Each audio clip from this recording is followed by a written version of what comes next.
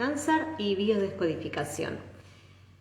Porque la palabra cáncer, solo cuando uno va al médico y nos dicen el diagnóstico cáncer de lo que sea, ya es como que se nos viene el mundo encima. Y esto no debería ser así por varios factores. Así que vamos a estar tocando este tema acá. ¿Qué nos pasa con el simple diagnóstico? ¿Y qué es para la descodificación biológica realmente un cáncer? ¿Y por qué es tan importante que cambiemos nuestra forma de verlo? Y vamos a empezar por eso, que tal vez es para mí el punto a tener en cuenta primero antes que todo. Primero entender que es una enfermedad como todas las otras. Para la descodificación biológica, el cáncer es simplemente una enfermedad más. Incluso muchas veces se lo considera que está reparando una enfermedad anterior. Y ahora voy a explicar un poquito mejor eso. Pero ¿por qué la importancia de sacarle el dramatismo a esto? Dejar de ocultarlo. También hay muchísimas personas que no quieren hablar de eso, no quieren que nadie se entere.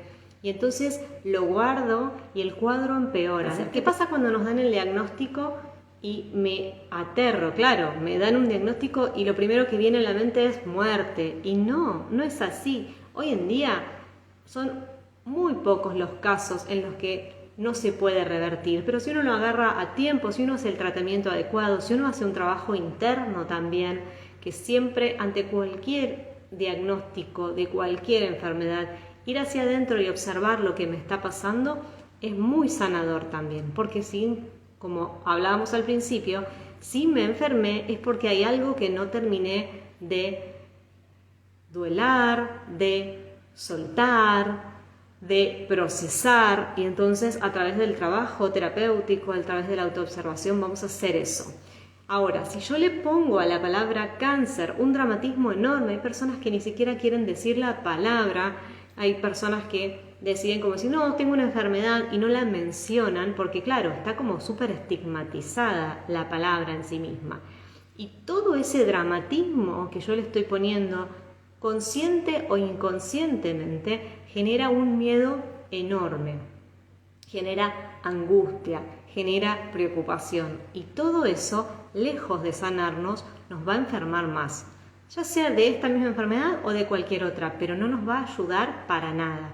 Entonces, el primer punto es sacar el dramatismo. Empecemos a ver estadísticas, nos vamos a dar cuenta que hoy en día ya no tiene el nivel de gravedad, sobre todo el cáncer de mama, que es uno de los más comunes en mujeres, y prácticamente es una enfermedad más que con un tratamiento adecuado se resuelve, listo, ya está. Entonces, quitar el dramatismo es el primer paso. El segundo paso es hablar de esto también, poder contarlo, porque cada vez que uno cuenta, se va como autoexorcizando a sí misma, vamos limpiando esa energía.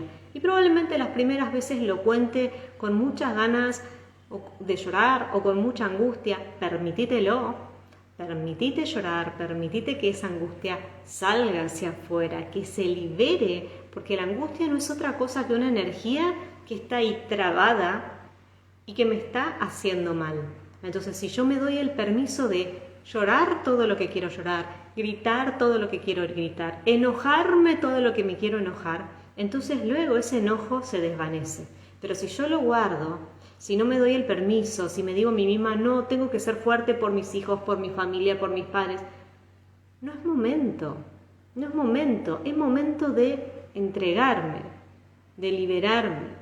Es momento, cuando voy al médico y me dicen cáncer como diagnóstico, es momento de mirarme a mí y decir, ¿qué hice hasta ahora? ¿Me miré realmente? ¿Observé lo que me estaba pasando? Y luego, entonces, vamos a analizar, según el órgano afectado, cuál es la emoción, cuál es el conflicto que me lo generó. Y acá es importante empezar a entender que un cáncer es una enfermedad, como todas, solo que se transforma en una enfermedad más grave o menos grave según qué tanto sostuve en el tiempo esa emoción que hoy me está generando este cáncer y qué tanto lo guardé, qué tan sola lo viví o qué tan fuerte fue el hecho en sí mismo.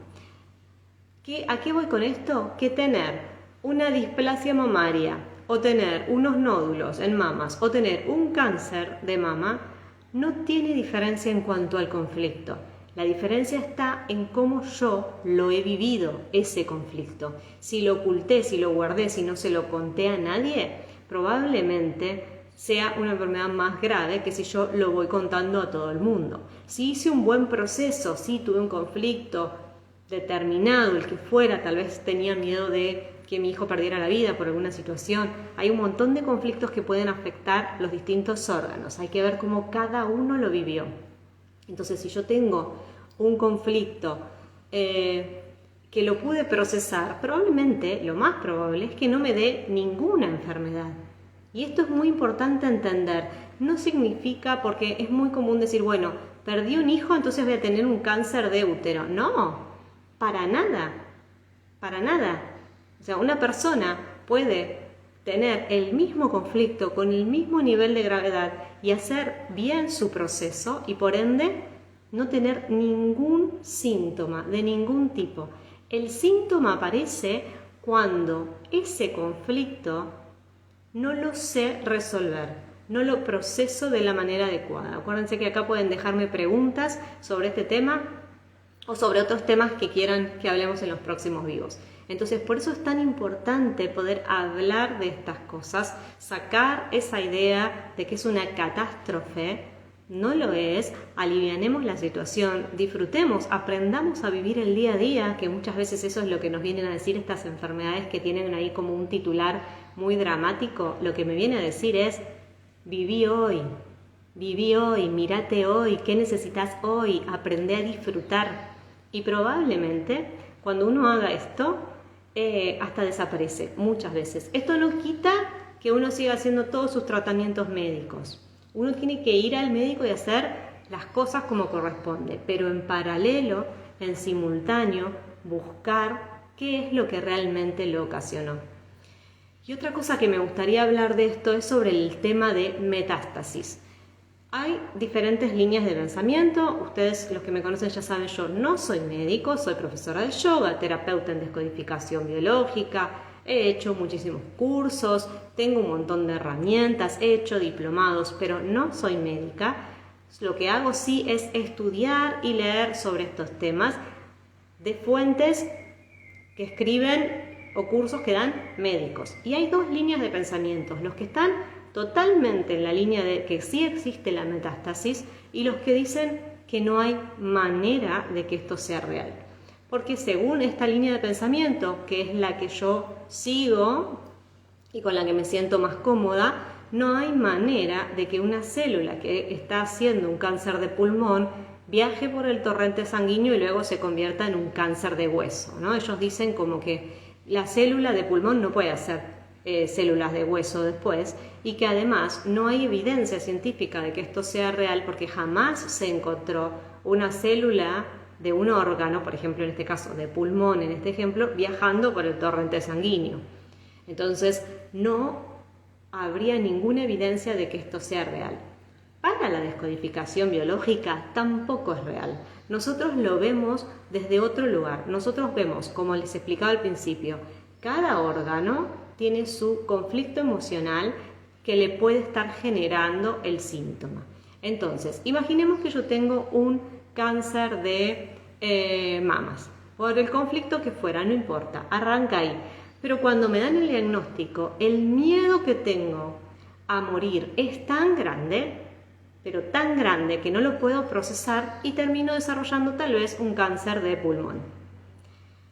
Depende si el miedo fue a morir y entonces podré ahí revisar qué está pasando con mis pulmones. Si el miedo fue sobre mi identidad, sobre mi imagen, porque se me empieza a caer el pelo con los tratamientos, o porque engordé, o porque adelgacé y entonces me veo diferente y no me encuentro conmigo misma, porque me siento que no soy linda o ahora no me gusto a mí misma. Entonces depende, o porque siento que otros no me van a querer, ¿sí? Entonces dependiendo de cómo yo esté viviendo el proceso y va a aparecer un conflicto nuevo, que ese es el que me va a generar después un problema en otro órgano. Y por eso es que yo digo siempre que es tan importante acompañar los tratamientos con una contención, ya sea psicólogo, ya sea biodescodificación o ya sea cualquier otra terapia. Hay miles: risoterapia, arteterapia, baileterapia. Cada uno elige la terapia con la que se sienta más cómodo, pero aprendamos a hablar de esto, a entender que no podemos hacernos los tontos con esto, como que acá no pasó nada. Sí está pasando algo. ¿Qué me pasa a mí con eso? Tengo que poder hablar libremente de eso, porque mientras yo no pueda hablar libremente de eso es porque no logré hacer el proceso correcto, aún no lo pude procesar. Y al mismo tiempo nos tenemos que dar el tiempo, porque justamente la palabra procesar implica que hay un proceso. Bien, entonces, por último les quería contar una anécdota personal de una persona que ella tenía un cáncer y era una señora ya mayor con principios de Alzheimer. Ella desarrolla un cáncer en el sistema, en la zona intestinal, y los médicos le dan poco tiempo, ¿sí? Porque estaba muy avanzado ya. Ahora bien, cuando a los pocos meses tiene una situación, muere su marido, y ella en ese momento el dolor es tan grande que tampoco logra procesar eso, y entonces su Alzheimer avanza muchísimo y ella se va mentalmente en el tiempo hacia atrás, unos 40 o 50 años, cuando era muy joven, cuando sus hijos eran muy pequeños, y se queda mentalmente viviendo ahí. Hablaba como si estuviese en ese tiempo, pedía ver a sus hijos que eran muy pequeños. Luego su Alzheimer fue avanzando, pero ella vivió 10 años más. ¿Por qué vivió 10 años más? ¿Su cáncer desapareció completamente? Porque su mente olvidó los conflictos que se lo habían generado. Entonces, quédense con esta anécdota, es muy cercana, es alguien muy cercano a mí, con quien yo transité esto, y ahí empecé a investigar sobre el Dr. Hammer, sobre la descodificación biológica a partir de este caso que sucedió en mi familia.